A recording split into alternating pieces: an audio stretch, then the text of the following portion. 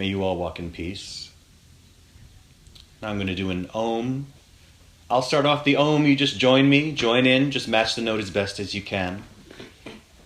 And then I'll say goodbye and they will say hello. And I'll see you later. Blessings.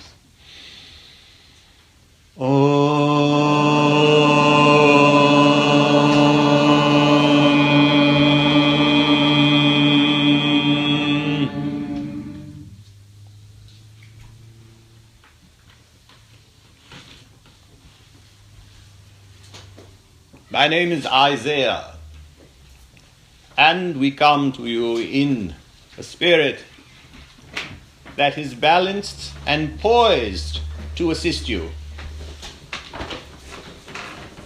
As those of you are gathered here and finding your place to sit, finding your place where you sit to adjust so that you are comfortable, entering into perhaps a new understanding, as you are breathing, as you did in your meditation, to somehow assist yourself to become more still. Know that all that you are doing in your life is there to achieve stillness. And we shall achieve this with you. There are those who feel that they will never sleep till they are dead, that they will rest when they have left this physical body. Indeed, we understand that it feels this way at times, that you never truly rest enough, and when you do, there is another day and another set of tasks to perform, another set of interactions, so that you may have that which you desire, so that you may create environments for your loved ones, situations for yourself in the future where you are comfortable and you have what you need.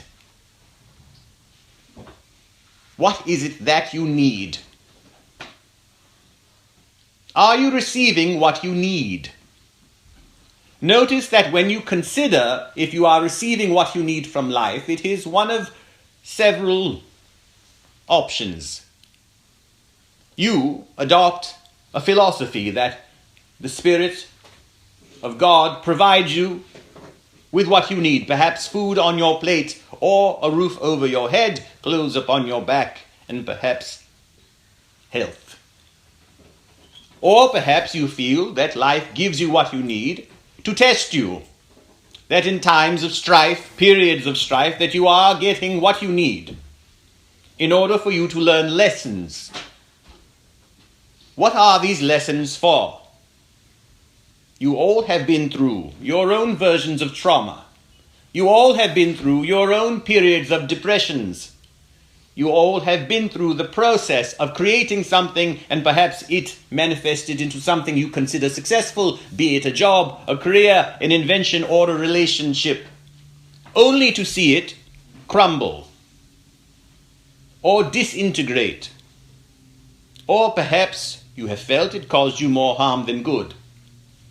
Or perhaps that you feel that life gives you what you need for some other reason altogether. And who possesses the knowledge for why your life is the way it is, or has been thus far? Or perhaps you are clearly seeing your future when you are able to clearly see your present. How does one see the present clearly? Perhaps that should be a focus for a few moments in this conversation. The present moment is indeed fleeting, quite literally. How do you perceive the present moment? You have your 5 senses, or 6 or 7, and through those senses you perceive the present moment. By your understanding, you are hearing a voice in the present moment. You are seeing a person performing a certain exercise called channeling. You feel your body, perhaps. You feel the temperature in the air. Let us focus on the voice you are hearing.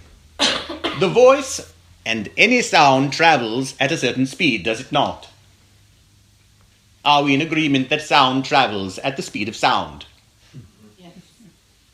That means that it takes a certain amount of time for a sound to reach your ears, correct? Yes.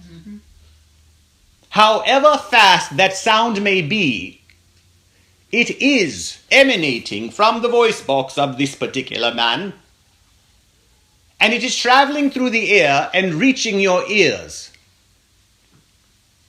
That which is an instrument of reception, sending signals to your brain, which also is an instrument of reception and processing.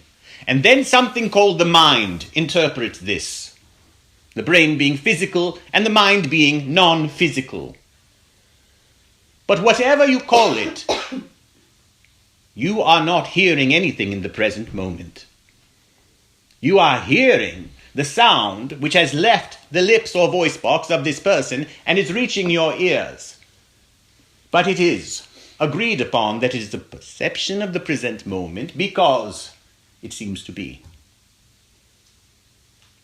And yet your science tells you it possibly cannot be the present moment. It still will take time for the sound to reach your ears. But it matters not because it works well enough, you feel. What about your vision? Your sight is simply perceiving refracted light, is it not? And so your vision is based upon the speed of light. You are not even seeing in the present moment. It takes time for the speed of light to reach your eyes, again through the visual cortex, again to the brain, again to the mind. Then you have a thought. This is not conjecture, this is your own scientific understanding. But you do not think of it, do you? You accept it, for it is good enough that you see. Your vision is based on light. If you were to suddenly turn all the sources of light off, you would not see anymore, would you? Because there is no light. Your vision is based upon light, the presence of light. And so nothing is in the present moment that you are perceiving immediately. But you have a list of things that are not actually happening, that you have vocabulary for. Is the sun rising during the sunrise or not? Not. But you say it is a sunrise, don't you? And it is good enough for you. The sun is not sinking into the ocean, is it? But it is a sunset, is it not? Your sky is blue. Or is it? If you understand color, then you would understand that it is only either the absorption of light or the reflection of certain spectrums in light that would then reflect blue. But what is the sky anyway? You have a planet floating in space. Either you are on the planet or you are in outer space. Whether it is an inch off the ground or 100 miles, you are still in outer space. Your feet are not touching the planet. But you do not consider jumping in the air, jumping into outer space, do you? And yet you are. You call something the sky because it is blue. What if it was black? Would it still be the sky? Or would it be that you are floating on a ball in space? But this layer you call sky. Now, all of these terms are good enough for you, though the sun does not rise, there is not a physical sky, and nothing is actually its color. It is reflecting a certain spectrum, and you have defined and labeled all of these things, as you are defining and labeling everything else in your life. And yet, so few of you understand even the vehicle that you are traveling in the body. So few of you even understand, after so many years on the planet, where even certain organs are. How many of you actually know where the gallbladder is? Or the spleen? Or 20 functions of the liver. There are 500 over. And so your educational system has been focused in other areas. You do not teach the first lesson of the body. There is a rough maintenance that you teach of the body to children, but not the magnificence and the subtlety and the intricate circuitry and the deep interconnectedness between that which you feel and that which manifests in your body. The beliefs that you hold in your mind that have been formed by your experiences. All your beliefs are formed by your experiences, and from your beliefs come your emotions.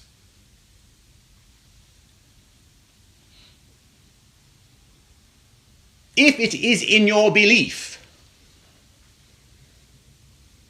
that no one should kill an animal,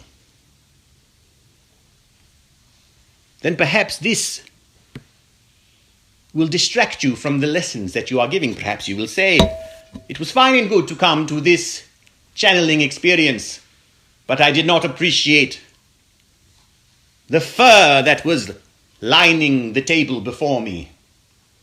I will not take spiritual advice from someone who will display the skin of an animal on their table. And so you will leave with that. And you do it all the time. You do it with your leaders. You do it with people you see on the street. Indeed, perhaps the Christ was correct, that judgment shall be your downfall. And so you are busy trying to correct many things in your society that you feel need correction.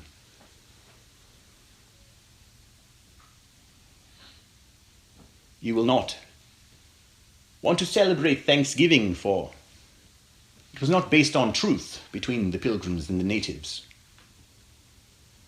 And yet, very few people are celebrating Thanksgiving with reference to that era. They are simply grateful to be with their family.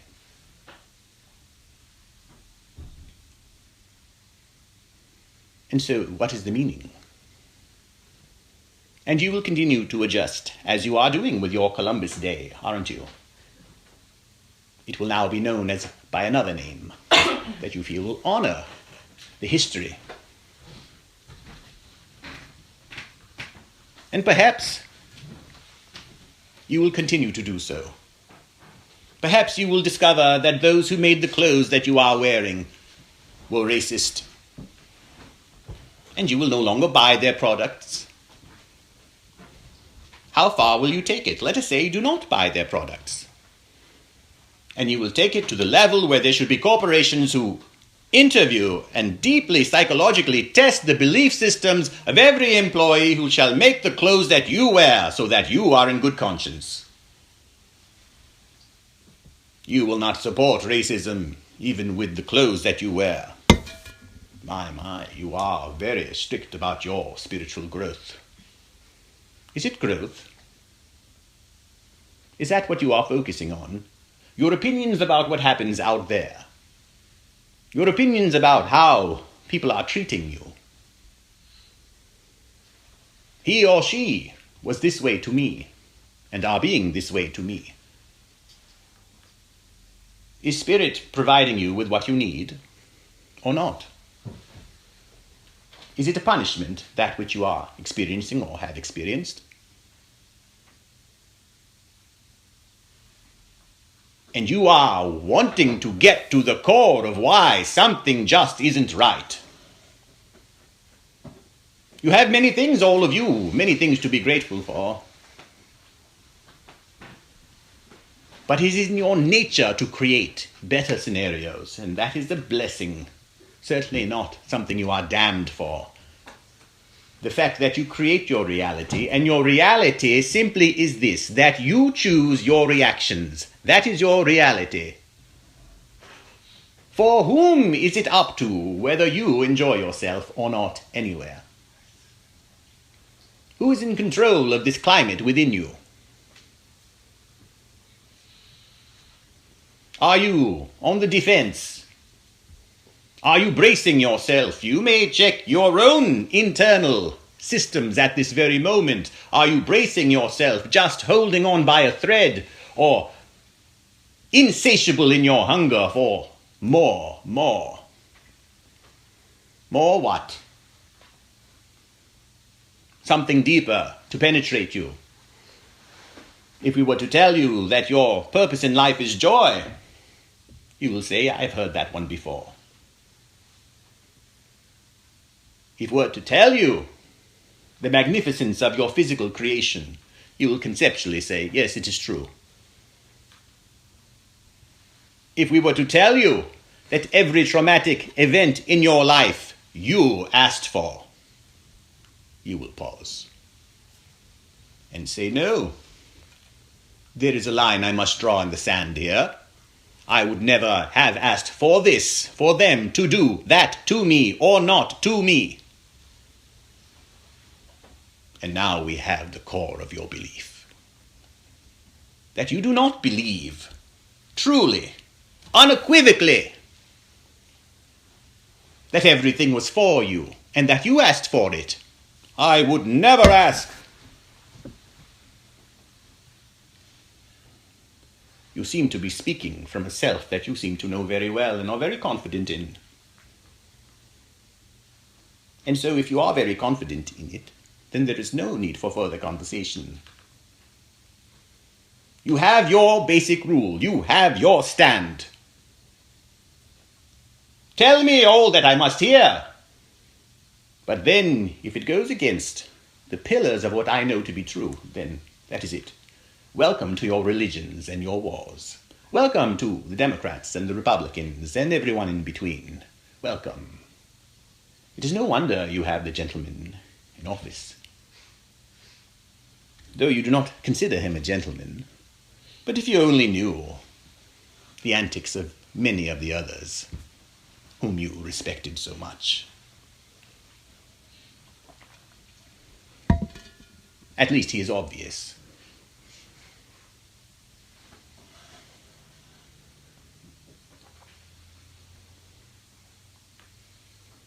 What is he hiding? Nothing at all.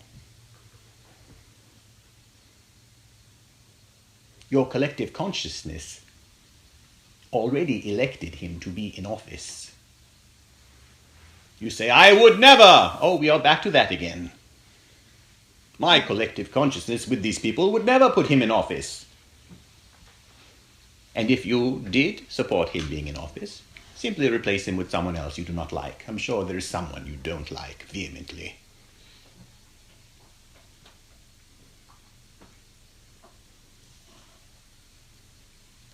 And on one hand, he's making a mockery of the office.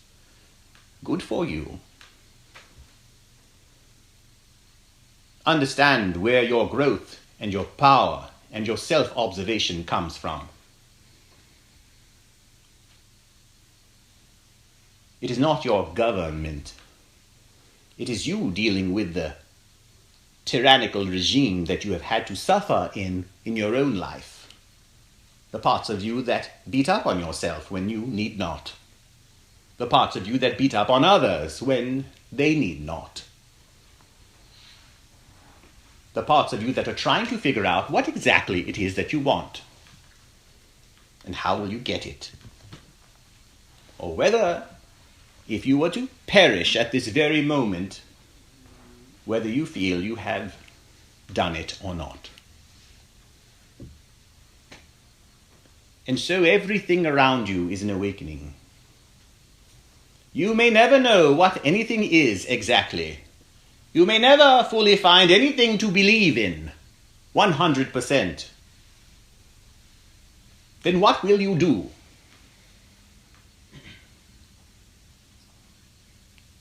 It certainly would prove to be logical to create a philosophy for yourself that is free of all of the problematic emotions that seem to be a monkey wrench in certain philosophies. That would be that everything is for you and not against you.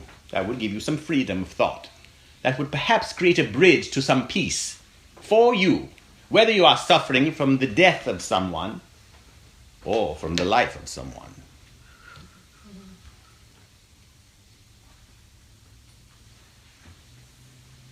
Breathe deep into this philosophy and see if you are not more still from it. You need not take our word for it. Who knows whose word you will take?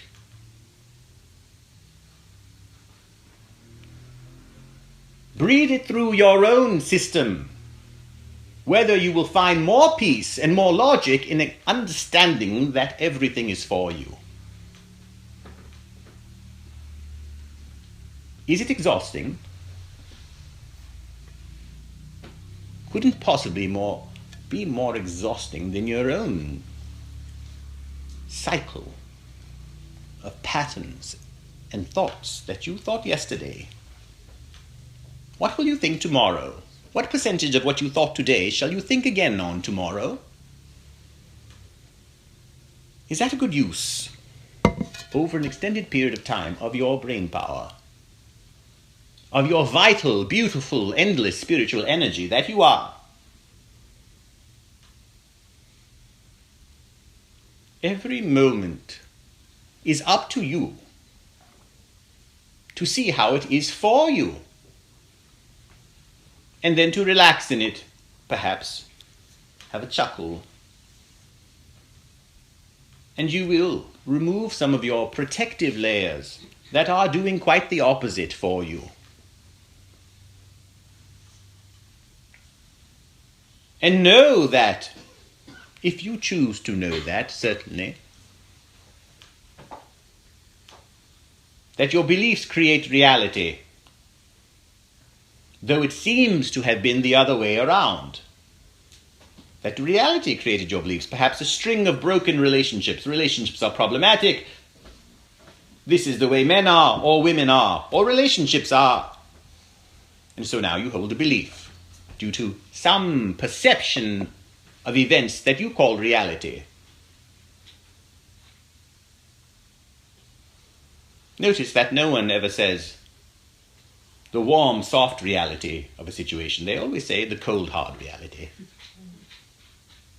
Your choice of words is very reflective of how you see your world. It is unheard of to say your warm, soft reality. To say to someone, I understand what is happening in your life, but the warm, soft reality of it is this. The most you have is take a look on the bright side. As if darkness does not bring you anything. All of you emerged from the darkness of your mother's womb, whether you loved her or did not, or do not. And so physical darkness means nothing.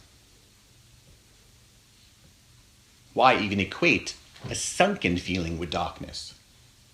When you emerge from darkness, where did this begin? Well, it matters not, for the origin of something perhaps is not as important as your choice today as what to make of it. And by that token, you certainly can change the past. The moment you decide how to see it differently.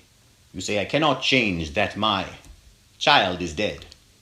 You certainly can.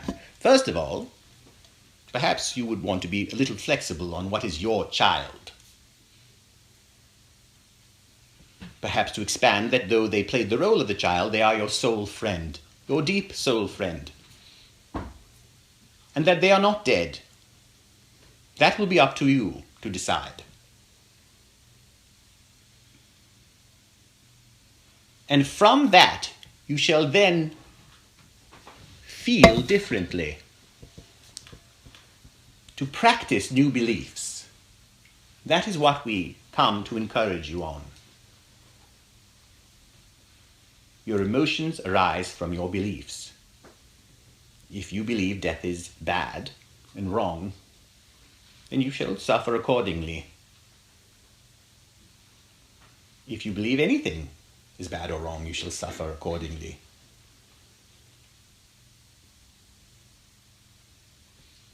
All that exists is what exists for you, in the way that you see it. And that refers to everything. There are no exceptions unless you choose to have one. Again, you are the master of your reality, but you have not learned to master your reality.